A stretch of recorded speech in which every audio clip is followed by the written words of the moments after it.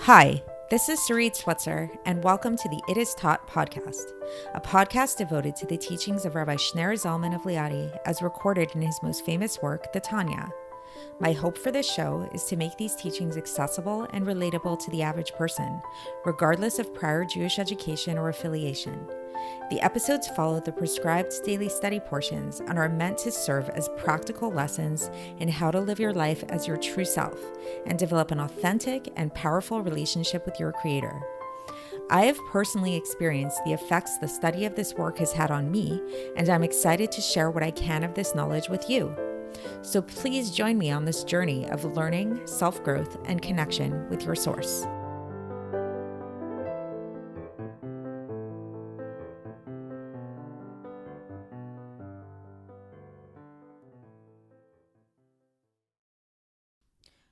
Hi, and welcome to the It Is Taught podcast. This is episode 666 for the 4th of Tishrei in a regular year. So today we are going to be addressing a common misconception that many people in the world have. What is that misconception? That misconception is that God and spirituality are one and the same. And this misconception leads to a lot of people looking at Judaism, looking at traditional Jewish life with a kind of questioning eye. In the sense that when we look at Judaism, when the Jewish religion, a practicing Jew, what does most of their life involve? It involves a lot of rituals, right? But these rituals are not really very spiritual in nature for the most part.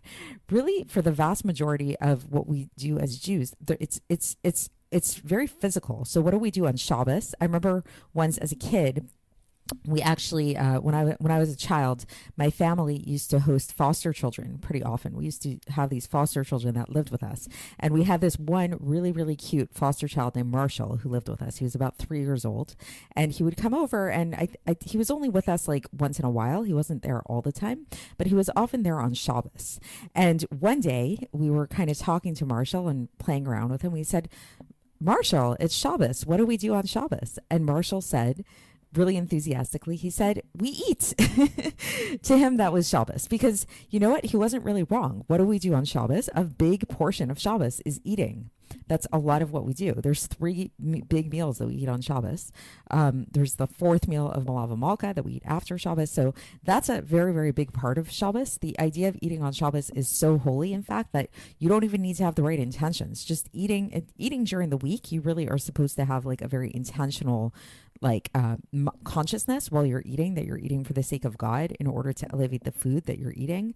On Shabbos, so long as you're eating kosher food and so long as you say a blessing over that food that you're eating, that food automatically gets elevated. That food automatically serves its purpose. Other things in Judaism, tefillin, putting on tefillin, men put on tefillin, women light Shabbos candles. These are all physical things that we do.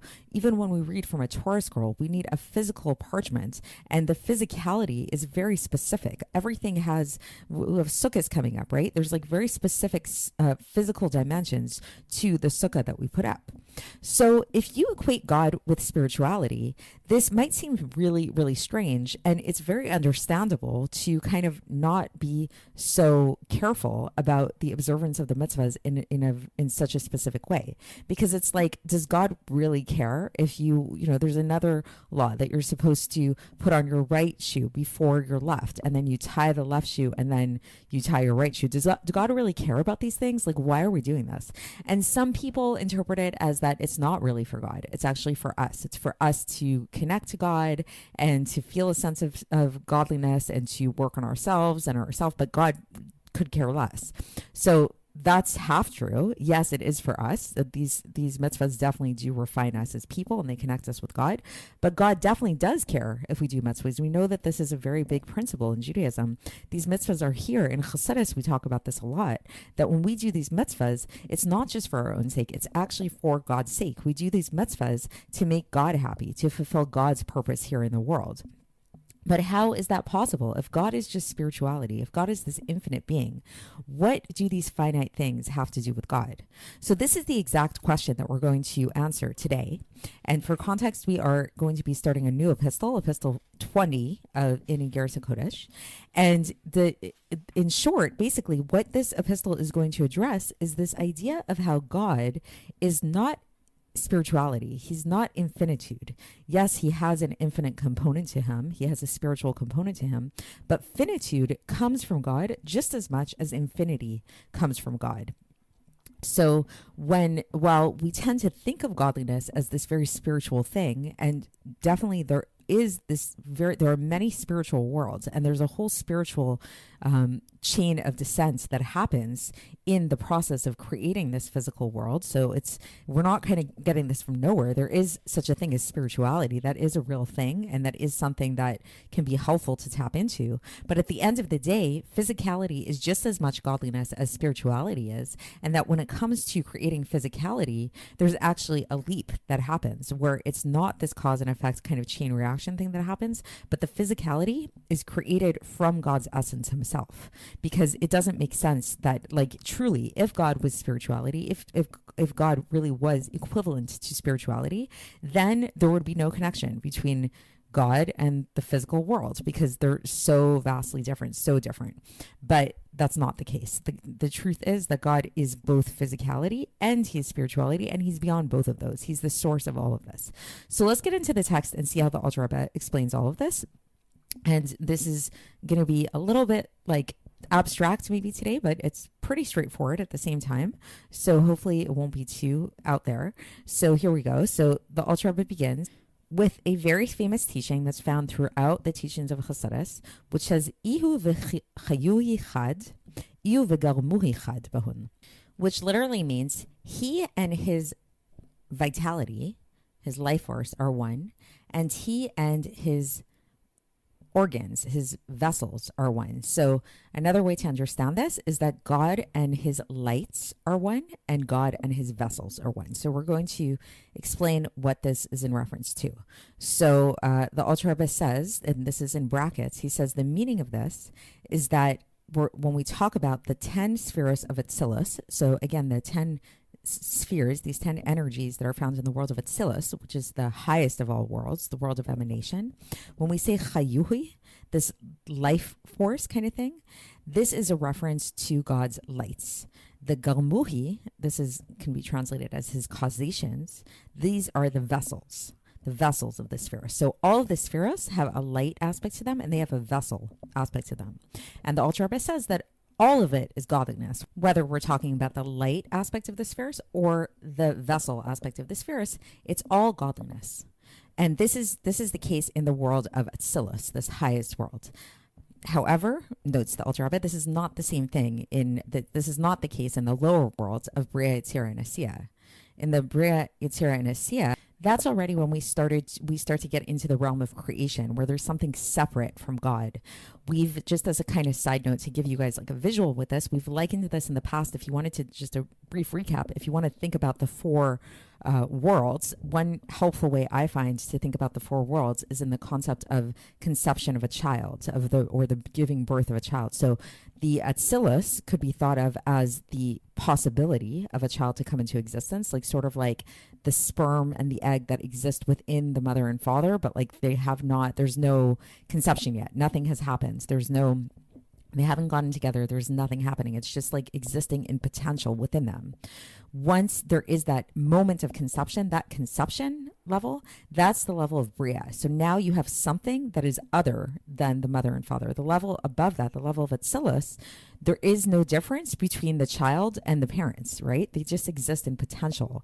Like if you're a woman and you have eggs within you, those eggs are not separate from you. They are you. They're one and the same with you, right? Versus then once there's a conception of a child, that's something aside from you. The Yetzirah, the next one below, that's the whole formation of the child within the womb, the 9 months of formation, of development of the child. And then the level of Asiya is the actual birth of the child. So that's kind of a helpful way I can kind of help visualize this whole process that happens here. So again, going back to our discussion, when we're talking about the spheres and we're talking about the lights and the vessels of the spheres within the realm of Atzilus, they're one and the same with God. They are totally godliness, which is not the case once you get into the realms of Bria, Tzira, and Asiya, where they are something separate from God. Okay. So now the Alter Rebbe goes on and he says, we need to clearly understand, how is it that when we talk about God, who's God, we call another word that we use for God, another term for God is the Ein Sof. The Ein Sof literally means without end or infinity. So when we talk about God, how can we say that he's one with his vessels? So you could say, okay, like God is one with the light, because light is an infinite type of thing. You think of light, it's flowing, it's infinitude or whatever. But vessels, by definition, their whole thing is finitude. Their whole thing is limits. So how can we say that these vessels are one with God, one with the infinite? That doesn't make sense, right? Because vessels, as the Alter Rebbe says, are limited and finite, as it's stated in the Etz Chaim.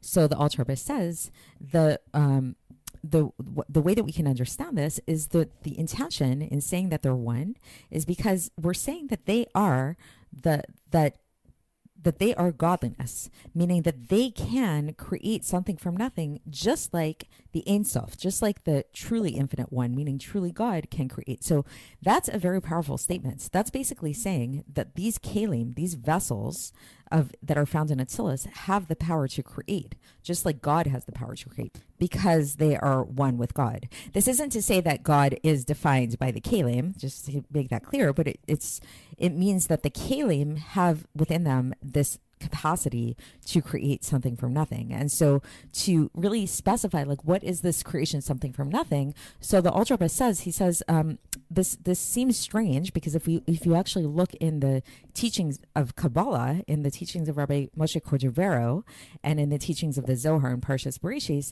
when it talks about how there's a sort of creative process happening, it does not talk about it in this something from nothing way, but it actually talks about it in this way of a hishtalshelus ila va'alul, which is a chain of descent, something for nothing, in this kind of evolutionary manner. So evolution is not something for nothing. Evolution is like one thing causes another, another thing causes another, and all that stuff. So there's like a natural chain of event that happens, right? So the Alter Rebbe says this natural train of event is happening within the spheros themselves. It's the spheros within the spheros that's happening. However, when we talk about the kalim, the vessels that we've been talking about, these are called bli ma in Sefer Yetzirah. They're called nothing, without anything. So meaning to say that they don't have a somethingness and they don't have a substance to them at all. And just like the infinite one, meaning God, that no thought can grasp him at all, as it says, and this is a quote from Shemot chapter 33, verse 23, Ufanai lo yirau, that my face shall not be seen. So meaning that we cannot, as we've spoken about many times, we cannot understand God. We can't see his face. And we know that Moshe Rabbeinu, his prophecy and his understanding was on the supernal level of Netzach in the Zer Anpin. So we talked about this a little bit in the previous epistle, this idea of Moshe Rabbeinu's his limitation in terms of his prophecy, that he was able to only perceive God up till the level of which we talked about as corresponding to the externality, the superficial aspects of the spheros. So that's what Moshe was able to see. So it's really just to emphasize this idea that the true godliness, the inner aspect of godliness, is something that's beyond any comprehension at all. And now, just going back to this explanation of the Ilah va'alo, the cause and effect type of thing, the way this works, this evolutionary chain of event that happens in the spiritual realms, is where we see that the effect is encompassed by the cause, right? And is nullified to it. So for example, the example he gives is like a ray of sunlight in the sun. So the sunlight is the effect, and the sun is the cause, right? And the sunlight is nullified to the sun where it's coming from. And this is explained, says the Alter Rebbe, in the Pardes of the Ramak.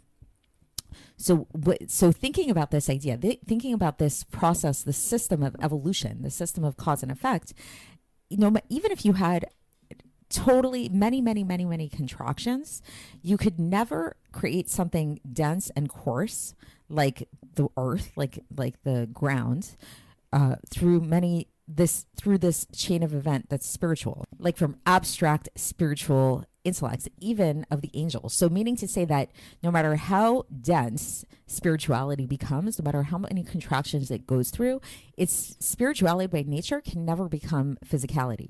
So the best thing that can come about through this, says the Alter Rebbe, is that we can see that there's a spirit of an animal. So like we see that there's like in the celestial chariot, this is a face of a chariot that comes up a lot in Kabbalah. There's the face of the ox. There's like the faces of those things. So a way to kind of understand this in our terms is like, if you think about chocolate, if you think about a house, you could think about it in as many details as you want to, but that thinking is never going to bring about a physical house.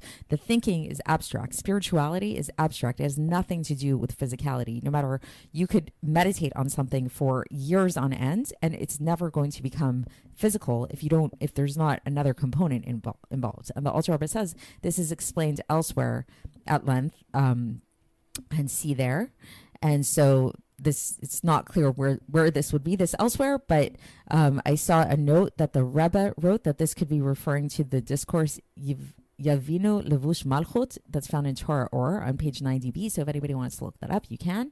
And so then the Alter Rebbe concludes here, and he says that then there's this other, so we have this cause and effect process, this cause and effect system of creation, and then there's another system. This other system is called Yesh Mi'ayin, ex nihilo, and this is what we refer to as Bria in Lashon HaKodesh. This is what we refer to as creation. So true creation is not a cause and effect thing, but it's actually a something from nothing. There's a leap that happens. There's something different. There's a new type of entity that happens. So a little abstract, but we're going to continue along these lines tomorrow and explain this a little bit more and understand how this happens and what this is all about and how it is that God is not spiritual. God is not spirituality, at least not defined exclusively by spirituality, but physicality is just as much godliness as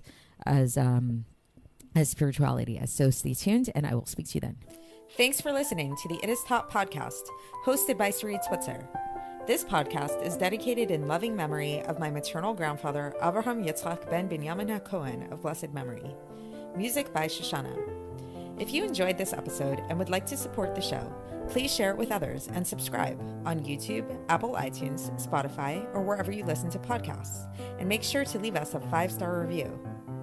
To find out more about the It Is Taught project, including more information on my soon-to-be published book, please visit our website, itistaught.com. To catch the latest from me, follow me on Facebook, Instagram, and Twitter. Looking forward to speaking with you tomorrow, and until then, have a great day.